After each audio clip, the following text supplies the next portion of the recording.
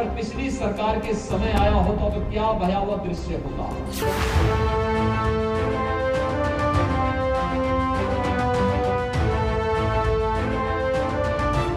जहां खड़े हो जाते हैं लाइन वहीं से शुरू होती है। नमस्कार, मैं हूं पंकज झा। पंकज का पंच में आज बात यूपी की राजनीति की। उत्तर प्रदेश की राजनीति की लाइन वहीं से शुरू होती है जहां आज योगी आदित्यनाथ खड़े हैं। ये लाइन इसीलिए ज्यादा चमकदार दिखती है क्योंकि उस पर मुख्यमंत्री पद का प्रभाव मढ़ा हुआ है। गिरवे रंग की तेजस्वी आभा है और हिंदुत्व के रंग में रंगे गोरखनाथ धाम के महाराज की पदवी भी है। लेकिन उस लाइन से बड़ी लाइन खींचने की विपक्ष में खींचतान चल रही है, जोर आजमाइश जारी है। और सवाल बस एक ही है कि योगी का विरोधी नंबर 1 कौन? अखिलेश यादव, मायावती, प्रियंका गांधी और असदुद्दीन ओवैसी सब मिलकर इस सवाल का जवाब अपने अपने हिसाब से ढूंढ रहे हैं। 2022 के चुनाव की आहट को आप कान लगाकर सुनिए। आपको एक शोर सुनाई पड़ेगा जो योगी के खिलाफ जीत का शंखनाद कर रहा है। लेकिन और ध्यान से सुनिएगा तो वो एक विपक्ष में कई विपक्ष का शोर है। उसमें एक है समाजवादी पार्टी के मुखिया अखिलेश यादव। उत्तर प्रदेश की जनता बदलाव चाहती है और बहुत जल्दी आप देखेंगे उत्तर प्रदेश में बदलाव की कैसी लहर चलेगी। 2022 में चुनाव घोषित होते ही उत्तर प्रदेश की जनता इन्हें हटा देगी, उखाड़ फेंक देगी। दूसरी है बीएसपी सुप्रीमो मायावती। यूपी में जिला पंचायत अध्यक्ष का चुनाव जीतना तो अब पूरे तौर से यहाँ खरीद फरोख्त व सरकारी मशीनरी का दुरुपयोग आदि करने पर ही आधारित होकर रह गया है। इस मामले में अब बीजेपी भी वही तौर तरीके व शैली आदि अपना रही है जो पूर्व में समाजवादी पार्टी भी अपनी सरकार के दौरान अपनाती रही है। तीसरे हैं AIMIM के चीफ असदुद्दीन ओवैसी।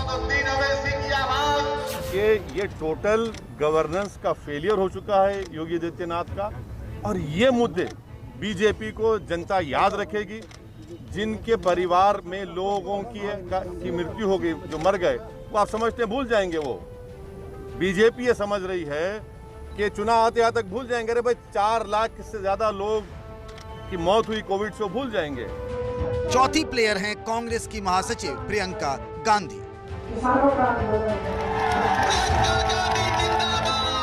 तो दिखता है कि सारे लोग योगी के खिलाफ लड़ाई लड़ रहे हैं, लेकिन योगी के खिलाफ लड़ने से पहले इनमें लड़ाई आपस में है इस बात की कि विपक्ष का सबसे मजबूत दावेदार कौन। चाहे ओवैसी हो या मायावती, सबके निशाने पर अखिलेश यादव ही रहते हैं, क्योंकि आज की तारीख में यूपी की राजनीति में सबसे मजबूत ताकत तो अखिलेश यादव ही दिख रहे हैं। इसीलिए अब विपक्ष ने अखिलेश यादव के खिलाफ हल्ला बोल का ऐलान कर दिया है। हर तरफ से किसी न किसी बहाने उन्हें घेरने की कोशिशें तेज हो गई है। सत्ता में बीजेपी है, लेकिन अभी तो लड़ाई अखिलेश के खिलाफ जारी है। भारतीय जनता पार्टी की बनी लड़ाई भी ऐसी कि पहले अखिलेश से निपट लें, फिर आगे की देखी जाएगी। पुरानी कहावत है, कहीं पे निगाहें कहीं पे निशाना। सबकी नजर तो वैसे उस कुर्सी पर है जहां योगी आदित्यनाथ बतौर मुख्यमंत्री विराजमान हैं, लेकिन निशाने पर हैं सबके अखिलेश यादव जो 5 साल पहले यूपी के मुख्यमंत्री थे। अब ब्लॉक प्रमुख चुनाव को ही ले लीजिए। पिछले 3 दिनों से सत्ता का संघर्ष जारी है। ब्लॉक प्रमुख का चुनाव मतलब जमीनी चुनाव। कहते हैं लोकतंत्र की आत्मा इसमें ही बसती है, लेकिन क्या क्या न हुआ इन चुनावों में, वो सब हुआ जो नहीं होना चाहिए था। कहीं गोलियां चली, कहीं पत्थर चले, तो कहीं लाठियां बरसी।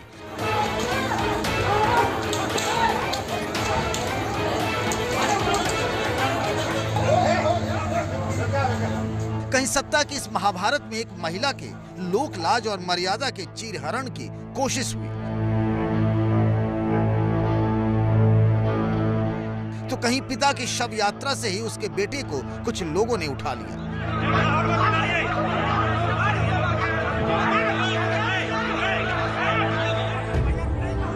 तो कहीं उम्मीदवार के अपहरण की कोशिशें की गई। यूपी में जिला पंचायत अध्यक्ष से लेकर ब्लॉक प्रमुख तक पूरा चुनाव ही घेरने और पकड़ने का चुनाव बन गया। आज ब्लॉक प्रमुख चुनाव के नतीजे भी आ गए।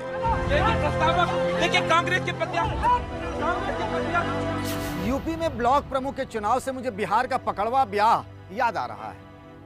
एक जमाने में वहां लड़के का अपहरण करके जबरदस्ती उसकी किसी लड़की से शादी करा दी जाती थी। अब एक बार शादी हो गई तो फिर कोई क्या कर लेगा। उसी तरीके से यूपी में भी निर्विरोध चुनाव जीतने के लिए इस बार कई जगहों पर कई नेताओं को अगवा किया गया, कहीं बंदूक की नोक पर तो कहीं डरा धमका कर तो कहीं सरकार और सत्ता का भय दिखाकर।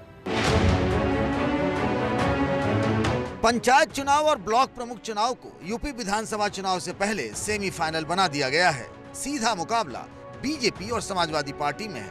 उम्मीदों की साइकिल पर सवार अखिलेश की चाह सत्ता के सफर पर निकलने की थी, पर जरूरी नहीं कि मन की मुराद पूरी ही हो जाए। जिला पंचायत में जो कुछ किया वो सबके सामने है। उससे भी एक कदम आगे निकल गए ब्लॉक प्रमुख के चुनाव में। जब जनता ने इन्हें हरा दिया तो जनता का बहुमत का मजाक उड़ाने के लिए, अपमानित करने के लिए लोकतंत्र में भारतीय जनता पार्टी ने अपने गुंडों को खुली छूट दी है। और मैं आपको कह सकता हूं पूरी तरीके से प्रशासन के लोग इसमें जिम्मेदार हैं, वो शामिल थे।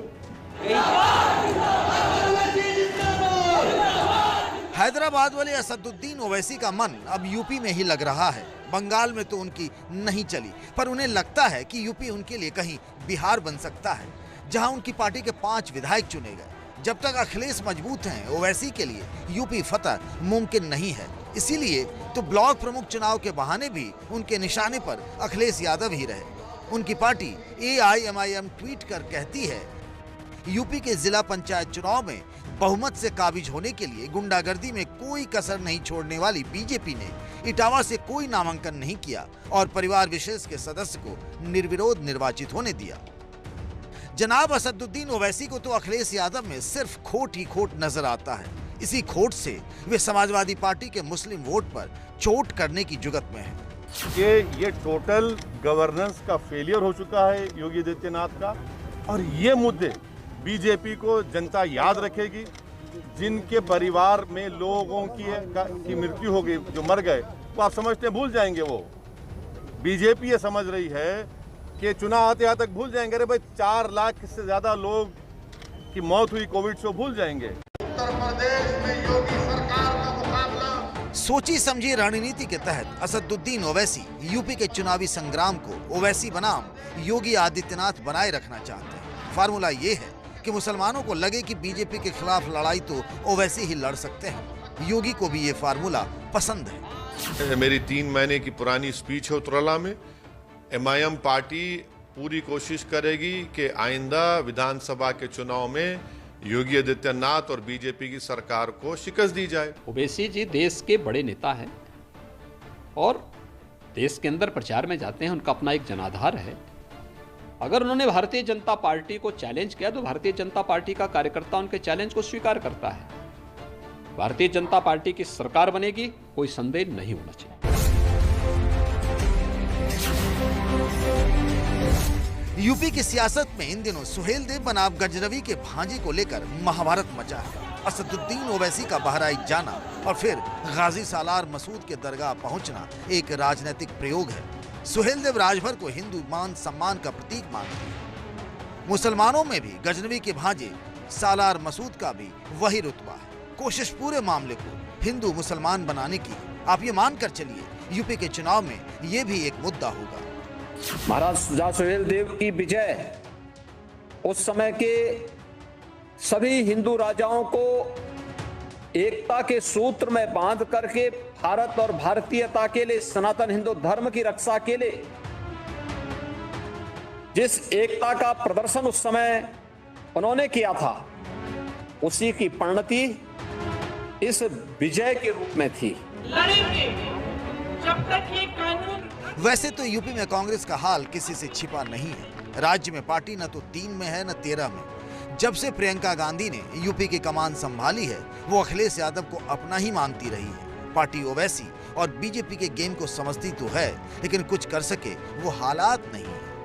अपने सामने खड़ी हार को देखकर भाजपा इस तरह से बौखला चुकी है उत्तर प्रदेश में कि रक्त रंजन, हिंसा, महिलाओं के ऊपर उनको बेराबरू करना, हर तरह के हथकंडे अपना रही है। साम दाम दंड भेद, किसी भी तरह से सत्ता की ये जो हवस है, सत्ता की जो लालसा है, इसी से भाजपा बिल्कुल परेशान हो चुकी है। लेकिन सच तो यह है कि उत्तर प्रदेश की जनता ने अपना मन बना लिया। आप किसी को भी बाहर से ले आइए, मैच फिक्सिंग करिए, अपनी टीम बी के लोगों को तैयार कर दीजिए, आप वोटरों को भ्रमित करने की कोशिश करिए। वोटर बहुत समझदार हैं, वो समझ चुके हैं कि ना उनके विकास की बात होगी, ना उनकी सुरक्षा की बात होगी, ना उनके शिक्षा की बात होगी, ना उनके स्वास्थ्य की बात होगी, और इसीलिए आपको बुरी तरह से 2022 में नकारने वाले हैं। लोकसभा चुनाव में बुआ और बबुआ साथ थे, चुनाव खत्म तो साथ भी छूट गया, गठबंधन टूट गया।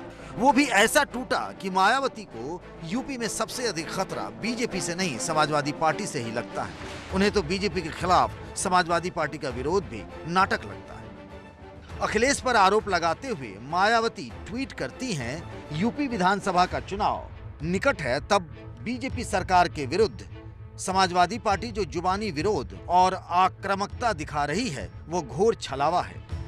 अंग्रेजों ने फूट डालो और राज करो की नीति से हिंदुस्तान पर लंबे समय तक राज किया। राजनीति में ये फार्मूला हिट है और फिट भी।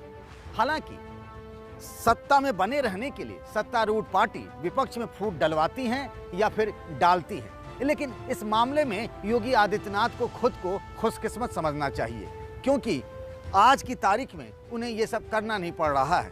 विपक्ष में खुद में ही आपस में खींचतान मची हुई है। यूपी का जो अभी का पॉलिटिकल सीन है, उसमें लाइन के एक तरफ योगी आदित्यनाथ हैं और दूसरी तरफ विपक्ष के कई खिलाड़ी हैं, जिसमें योगी को सबसे मजबूत चुनौती देते हुए जो खिलाड़ी नजर आ रहे हैं, उनका नाम अखिलेश यादव है। लेकिन उनकी सबसे बड़ी मुसीबत ये है कि जो दूसरी विपक्षी पार्टियां हैं, वो योगी से निपटने से पहले अखिलेश की टांग खींचने में लगे हैं, और अखिलेश को योगी से दो दो हाथ करने से पहले इन विपक्षी पार्टियों से न सिर्फ कबड्डी खेलनी होगी, बल्कि उन्हें हराना भी होगा। पंकज का पंच में आज के लिए बस इतना ही। अगले हफ्ते इसी समय आप सबसे फिर मुलाकात होगी। तब तक के लिए नमस्कार।